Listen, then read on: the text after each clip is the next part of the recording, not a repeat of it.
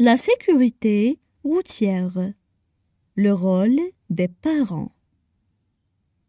La sécurité routière est un terme qui signifie éduquer, sensibiliser et informer les différentes catégories d'usagers de la route. Conducteurs de véhicules motorisés, cyclistes, piétons. Sur l'ensemble des risques liés à la conduite sur le réseau routier public, ainsi que les facteurs qui peuvent grandement influencer la concrétisation de ces risques et provoquer des accidents, comme l'alcool, la fatigue, la vitesse. Les parents sont obligés d'adopter un comportement exemplaire et enseigner à leurs enfants les valeurs et les principes de la sécurité routière. Ils sont responsables de leur apprentissage, puisque les enfants reproduisent souvent le comportement de leurs parents. Aussi, ils doivent être vigilants et adopter une bonne conduite, non seulement pour leur sécurité et la sécurité de leur famille, mais aussi pour la sécurité de tous les usagers de la route. La sécurité routière dépend de chacun d'entre nous, que nous soyons piétons ou conducteurs, main dans la main, construisant des routes plus sûres. Car respecter les règles de conduite ne coûte rien, mais sauver une vie n'a pas de prix. La sécurité sur les routes, c'est l'affaire de tous. On passe maintenant à la traduction en arabe. La sécurité routière, le rôle des parents. La sécurité routière, le rôle des parents. La sécurité routière est un terme qui signifie éduquer, sensibiliser et informer. La sécurité routière est un terme qui signifie éduquer, sensibiliser et informer. Les différentes catégories d'usagers de la route. Les différentes catégories d'usagers de la route. Conducteurs de véhicules motorisés, cyclistes, piétons. Conducteurs de véhicules motorisés, cyclistes, piétons.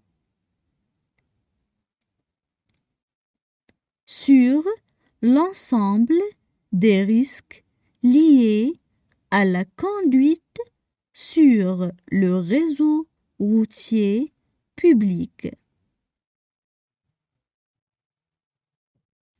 Sur l'ensemble des risques liés à la conduite sur le réseau routier public. Ainsi que les facteurs qui peuvent grandement influencer. Ainsi que les facteurs qui peuvent grandement influencer. la concrétisation de ces risques et provoquer des accidents. La concrétisation de ces risques et provoquer des accidents. Comme l'alcool, la fatigue, la vitesse. Comme l'alcool, la fatigue, la vitesse.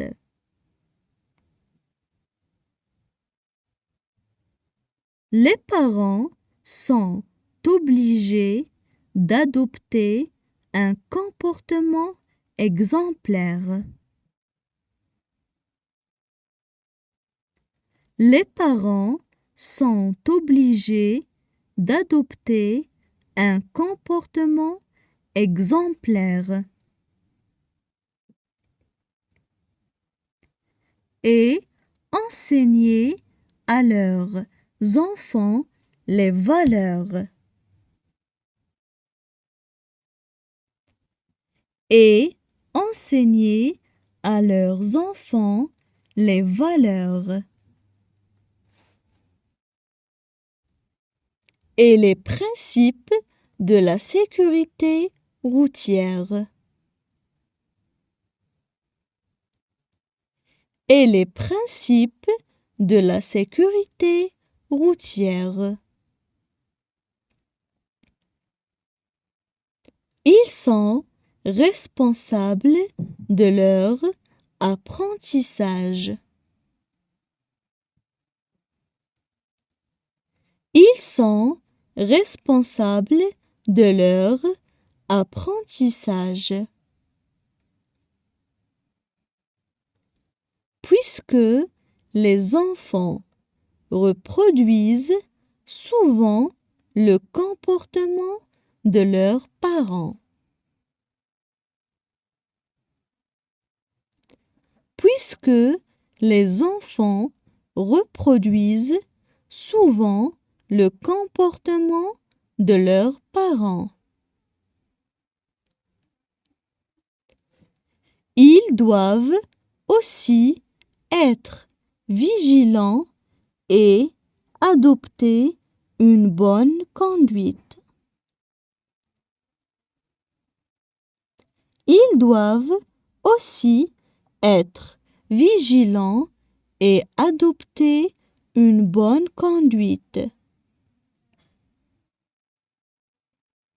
Non seulement pour leur sécurité et la sécurité de leur famille.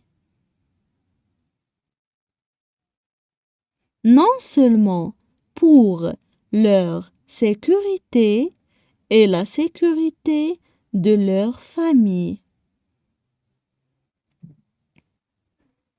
mais aussi pour la sécurité de tous les usagers de la route. Mais aussi pour la sécurité de tous les usagers de la route. La sécurité routière dépend de chacun d'entre nous. La sécurité routière dépend de chacun d'entre nous. Que nous soyons piétons ou conducteurs. Que nous soyons piétons ou conducteurs. Main dans la main, construisons des routes plus sûres. Main dans la main, construisons des routes plus sûres. Car respecter les règles de conduite ne coûte rien. car respecter les règles de conduite ne coûte rien. Mais sauver une vie n'a pas de prix. Mais sauver une vie n'a pas de prix. La sécurité sur les routes, c'est l'affaire de tous. La sécurité sur les routes, c'est l'affaire de tous. Maintenant, je vais relire le texte. الآن سوف أعيد قراءة نص للمرة الثانية. La sécurité routière. Le rôle des parents. La sécurité routière est un terme qui signifie éduquer, sensibiliser et informer les différentes catégories d'usagers de la route. Conducteurs de véhicules motorisés, cyclistes, piétons. Sur l'ensemble des risques liés à la conduite sur le réseau routier public, ainsi que les facteurs qui peuvent grandement influencer la concrétisation de ces risques et provoquer des accidents, comme l'alcool, la fatigue, la vitesse. Les parents sont obligés d'adopter un comportement exemplaire et enseigner à leurs enfants les valeurs et les principes de la sécurité routière. Ils sont responsables de leur apprentissage, puisque les enfants reproduisent souvent le comportement de leurs parents. Aussi, ils doivent être vigilants et adopter une bonne conduite, non seulement pour leur sécurité et la sécurité de leur famille, mais aussi pour la sécurité de tous les usagers de la route. La sécurité routière dépend de chacun d'entre nous, que nous soyons piétons ou conducteurs, main dans la main, construisant des routes plus sûres. Car respecter les règles de conduite ne coûte rien, mais sauver une vie n'a pas de prix. La sécurité sur les routes, c'est l'affaire de tous. L'argent fait-il le bonheur? De nos jours, l'argent est important dans notre société. Tout a un prix. Cependant, peut-on dire que l'argent fait le bonheur? On travaille presque toute notre vie pour gagner de l'argent. Alors, on ne peut pas nier la valeur de l'argent et dire qu'il est inutile. Mais c'est sûr que l'argent ne fait pas tout le bonheur, car il existe beaucoup de personnes malheureuses, malgré leur richesse. Ou, par exemple, perdre un proche nous rendra malheureux. Mais l'argent ne nous servira pas à le ramener. Évidemment, l'argent permet de répondre aux besoins de vie. On peut dire qu'il facilite le bonheur, mais il n'est pas fait pour apporter le bonheur, puisque ce n'est pas sa fonction. C'est un moyen d'échange, un outil, ni plus ni moins. En conclusion, on peut confirmer que l'argent est primordial pour s'assurer de vivre correctement.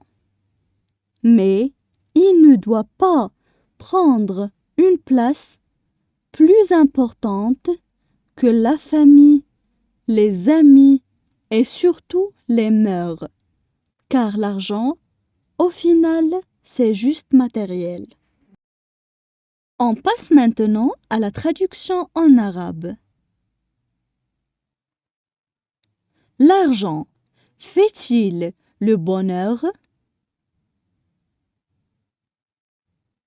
L'argent fait-il le bonheur?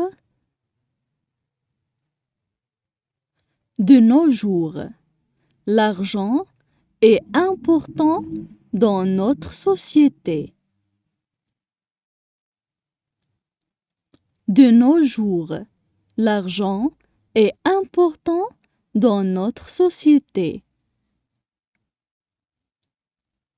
Tout a un prix. Cependant, peut-on dire que l'argent fait le bonheur?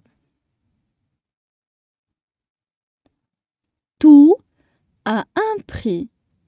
Cependant, peut-on dire que l'argent fait le bonheur?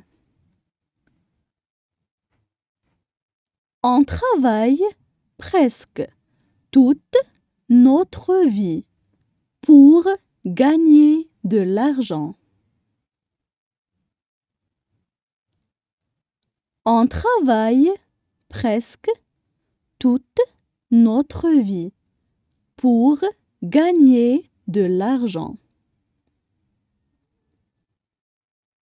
Alors, on ne peut pas nier la valeur de l'argent et dire qu'il est inutile. Alors, on ne peut pas nier la valeur de l'argent et dire qu'il est inutile. Mais c'est sûr que l'argent ne fait pas tout le bonheur. Mais c'est sûr que l'argent ne fait pas tout le bonheur. Car il existe beaucoup de personnes malheureuses malgré leur richesse. Car il existe beaucoup de personnes malheureuses malgré leur richesse. Ou, par exemple, perdre un proche nous rendra malheureux. Ou, par exemple, perdre un proche nous rendra malheureux. Mais l'argent ne nous servira pas à le ramener. Mais l'argent ne nous servira pas à le ramener. Évidemment, l'argent permet de répondre aux besoins de vie. Évidemment, l'argent permet de répondre aux besoins de vie. On peut dire Il facilite le bonheur. On peut dire il facilite le bonheur. Mais il n'est pas fait pour apporter le bonheur. Mais il n'est pas fait pour apporter le bonheur. Puisque ce n'est pas sa fonction. Puisque ce n'est pas sa fonction. C'est un moyen d'échange, un outil, ni plus ni moins.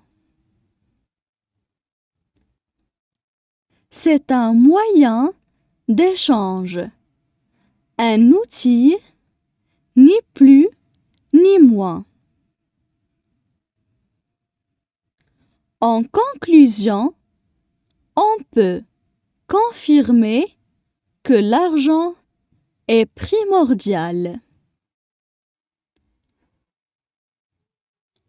En conclusion, on peut confirmer que l'argent est primordial pour s'assurer de vivre correctement.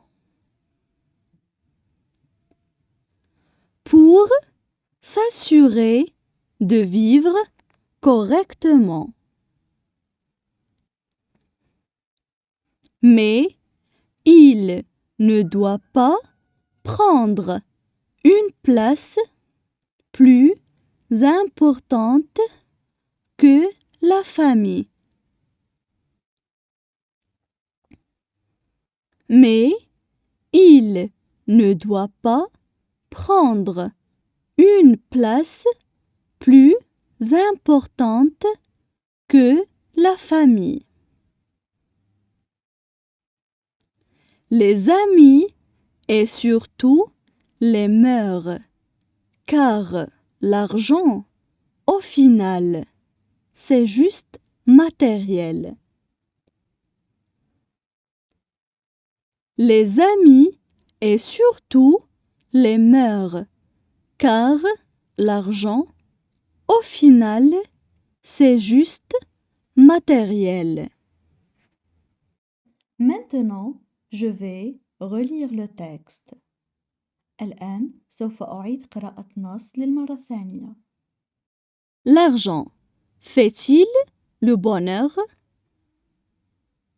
De nos jours, l'argent est important dans notre société. Tout a un prix. Cependant, peut-on dire que l'argent fait le bonheur? On travaille presque toute notre vie pour gagner de l'argent. Alors, on ne peut pas nier la valeur de l'argent et dire qu'il est inutile. Mais c'est sûr que l'argent ne fait pas tout le bonheur, car il existe beaucoup de personnes malheureuses, malgré leur richesse. Ou, par exemple, perdre un proche nous rendra malheureux. Mais l'argent ne nous servira pas à le ramener. Évidemment, l'argent permet de répondre aux besoins de vie. On peut dire il facilite le bonheur, mais il n'est pas fait pour apporter le bonheur, puisque ce n'est pas sa fonction. C'est un moyen d'échange, un outil, ni plus ni moins. En conclusion, on peut confirmer que l'argent est primordial pour s'assurer de vivre correctement. Mais il ne doit pas prendre une place plus importante que la famille, les amis et surtout les mœurs, car l'argent, au final, c'est juste matériel. La sécurité routière. Les accidents de la circulation sont devenus une préoccupation majeure pour tous les membres de la société. Elles sont devenues l'un des problèmes les plus importants qui drainent les ressources matérielles et les énergies humaines et ciblent les sociétés dans les éléments les plus importants de la vie, qui est l'élément humain, en plus des problèmes sociaux et psychologiques et des pertes matérielles subies par eux. Cela a rendu nécessaire de travailler sur des solutions et des propositions et de les mettre en pratique pour réduire ces incidents ou au moins s'attaquer à leurs causes et en atténuer les effets négatifs. La route est un espace collectif, partagé, où tous les usagers sont soumis à l'obligation du respect du code de la route, qui est indispensable pour la sécurité de chacun d'eux et permet d'éviter de nombreux accidents, qu'ils soient légers ou graves. On passe maintenant à la traduction en arabe. La sécurité routière. La sécurité routière. Les accidents de la circulation sont devenus une préoccupation majeure. Les accidents de la circulation sont devenus une préoccupation majeure pour tous les membres de la société. Pour tous les membres de la société. Et sont devenus l'un des problèmes les plus importants. Et sont devenus l'un des problèmes les plus importants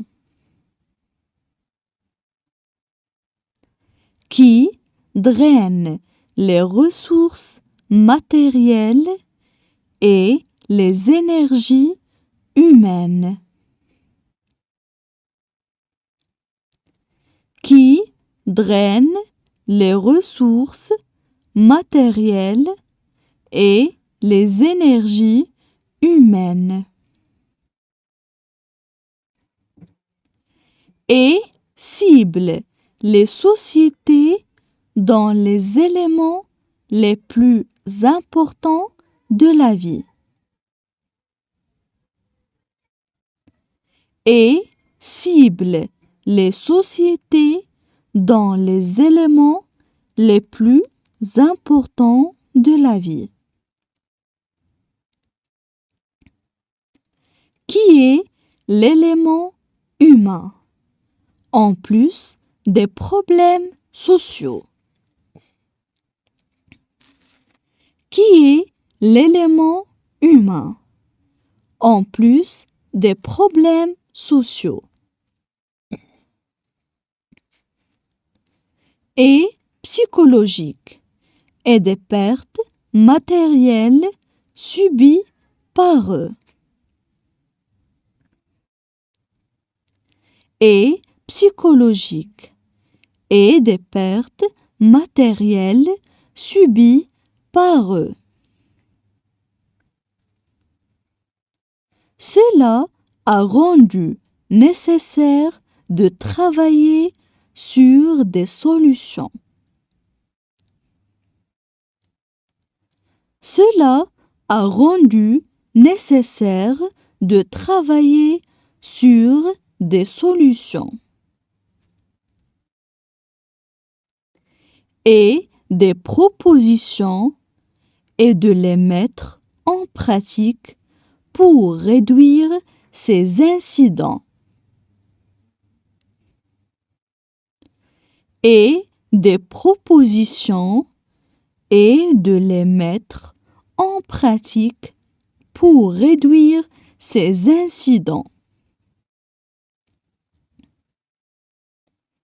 Ou au moins s'attaquer à leurs causes et en atténuer les effets négatifs. Ou au moins s'attaquer à leurs causes et en atténuer les effets négatifs. La route est un espace collectif partagé. La route est un espace collectif partagé où tous les usagers sont soumis à l'obligation du respect du code de la route. Où tous les usagers sont soumis à l'obligation du respect du code de la route. Qui est indispensable pour la sécurité de chacun d'eux. Qui est indispensable pour la sécurité de chacun d'eux. Et permet d'éviter de nombreux accidents, qu'ils soient légers ou graves.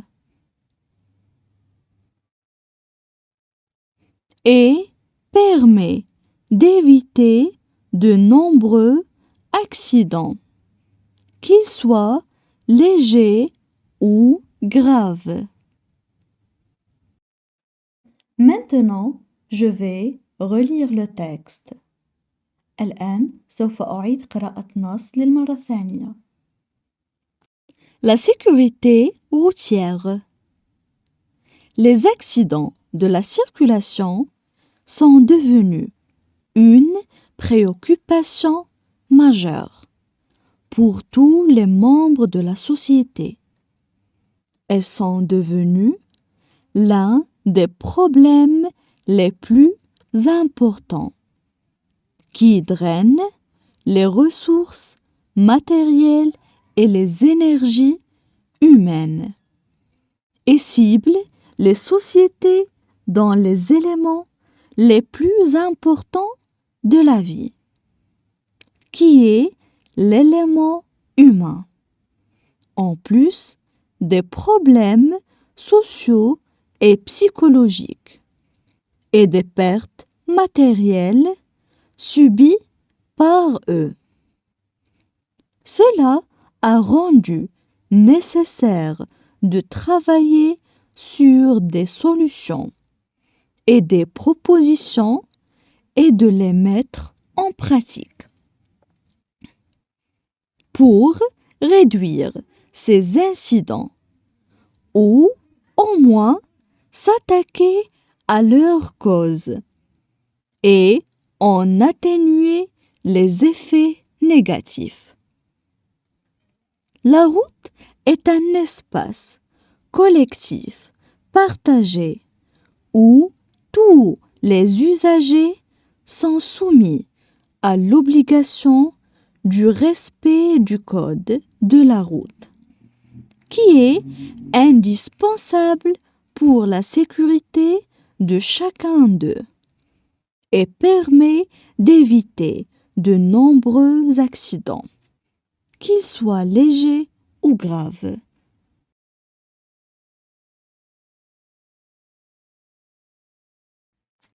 Ma routine du matin et du soir.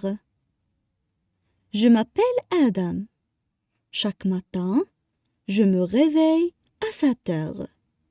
Je me lave le visage, je me brosse les dents et je me peigne. Après, je fais quelques exercices, puis je m'habille et je prépare mon cartable. Ensuite, je prends mon petit déjeuner. D'habitude, je prends le bus pour aller à l'école. Mais le vendredi, je vais à pied.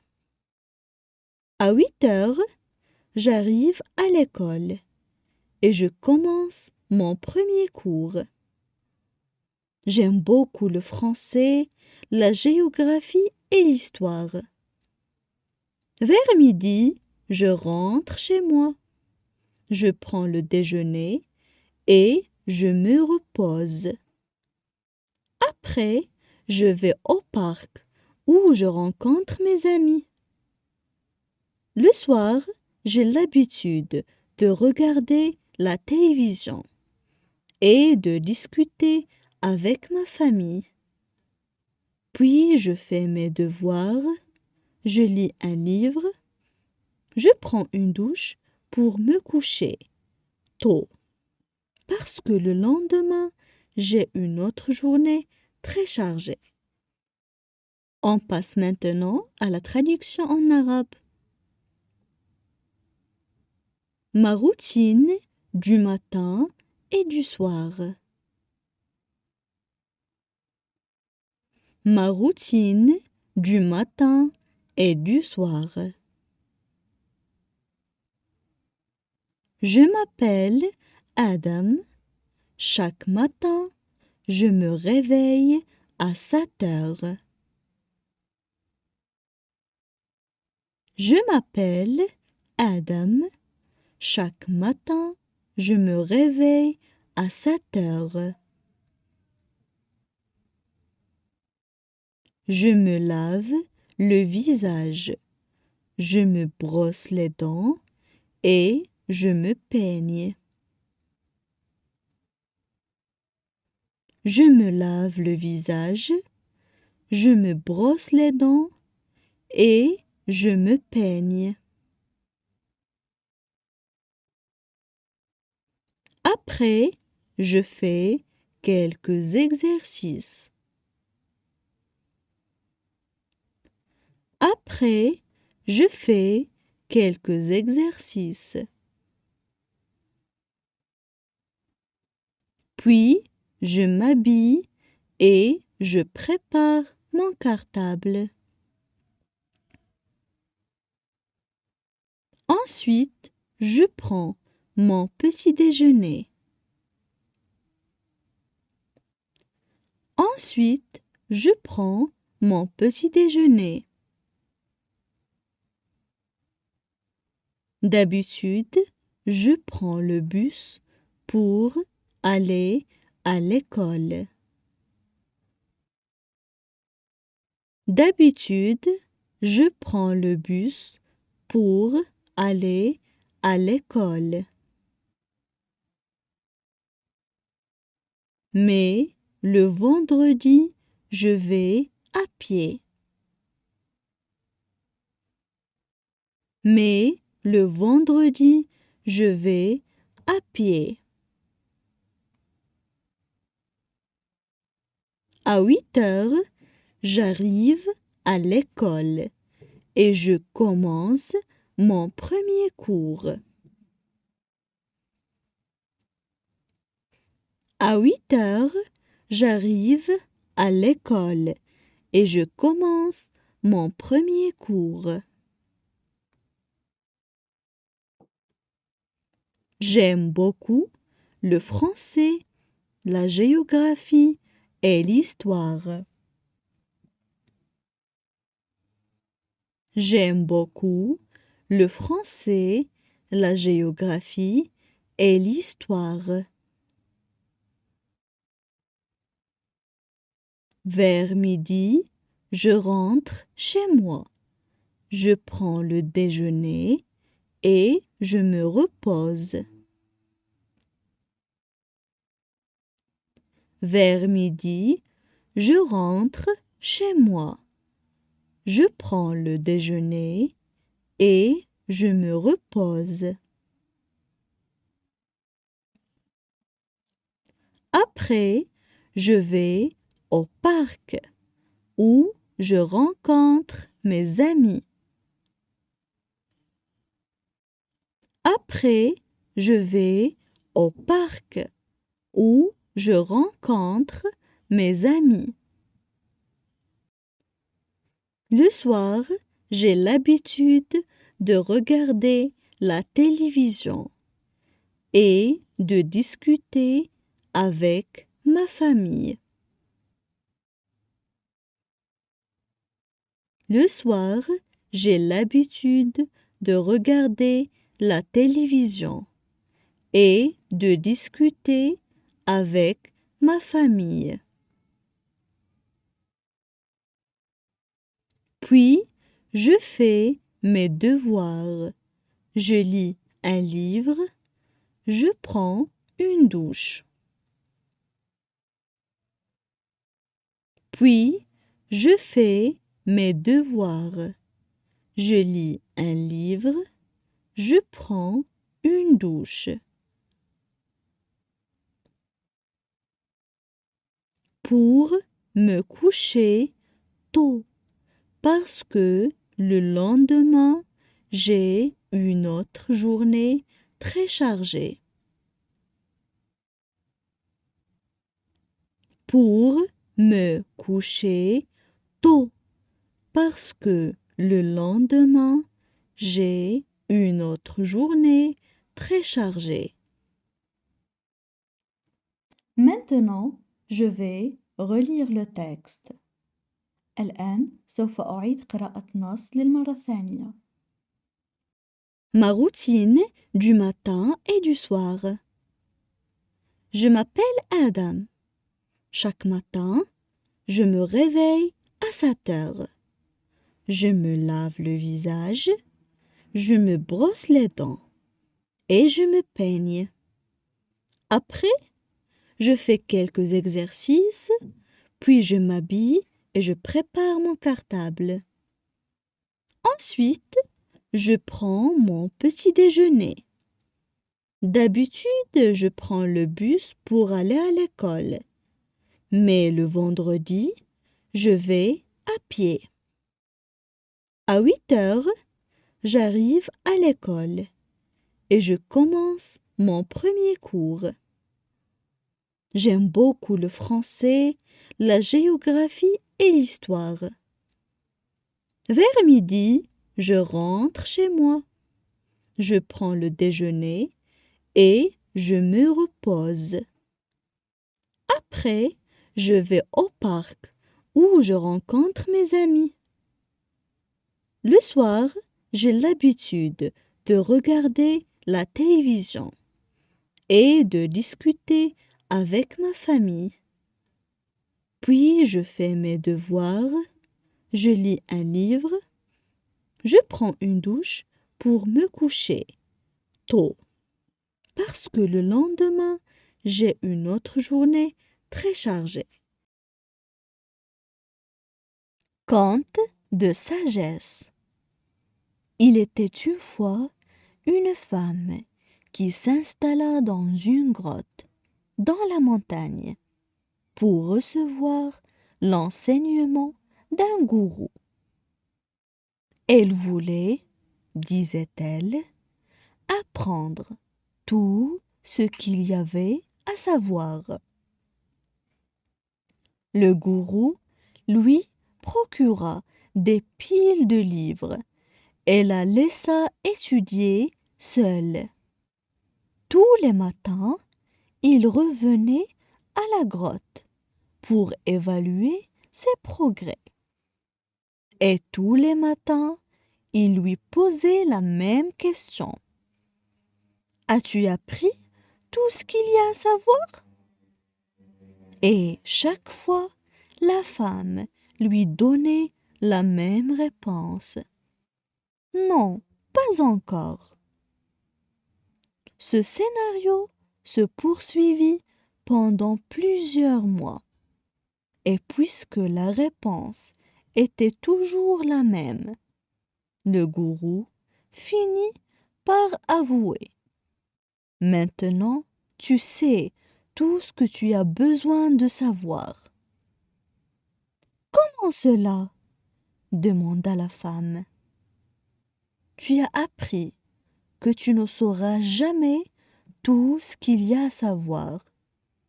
Et tu as enfin appris à être humble et à accepter l'imperfection. On passe maintenant à la traduction en arabe. Conte de sagesse. Conte de sagesse. Il était une fois une femme qui s'installa dans une grotte. Il était une fois une femme qui s'installa dans une grotte. Dans la montagne pour recevoir l'enseignement d'un gourou. Dans la montagne pour recevoir l'enseignement d'un gourou. Elle voulait, disait-elle, apprendre tout ce qu'il y avait à savoir. Elle voulait, disait-elle, apprendre tout ce qu'il y avait à savoir. Le gourou lui procura des piles de livres et la laissa étudier seule. Le gourou lui procura des piles de livres et la laissa étudier seule. Tous les matins, il revenait à la grotte pour évaluer ses progrès. Tous les matins, il revenait à la grotte pour évaluer ses progrès. Et tous les matins, il lui posait la même question. Et tous les matins, il lui posait la même question. As-tu appris tout ce qu'il y a à savoir?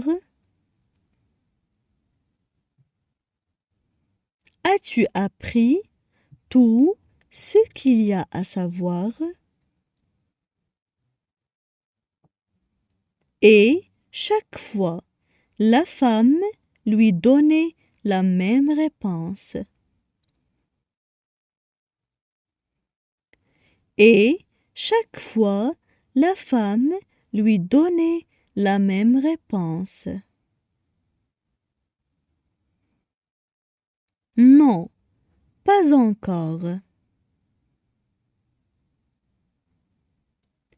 Non, pas encore. Ce scénario se poursuivit pendant plusieurs mois. Ce scénario se poursuivit pendant plusieurs mois. Et puisque la réponse était toujours la même. Et puisque la réponse était toujours la même. Le gourou finit par avouer. Le gourou finit par avouer. Maintenant, tu sais tout ce que tu as besoin de savoir. Maintenant, tu sais tout ce que tu as besoin de savoir. Comment cela? Demanda la femme. Comment cela? Demanda la femme. Tu as appris que tu ne sauras jamais tout ce qu'il y a à savoir. Tu as appris que tu ne sauras jamais tout ce qu'il y a à savoir. Et tu as enfin appris à être humble et à accepter l'imperfection. Et tu as enfin appris à être humble et à accepter l'imperfection. Maintenant, je vais relire le texte. الآن سوف أعيد قراءة نص للمرة الثانية.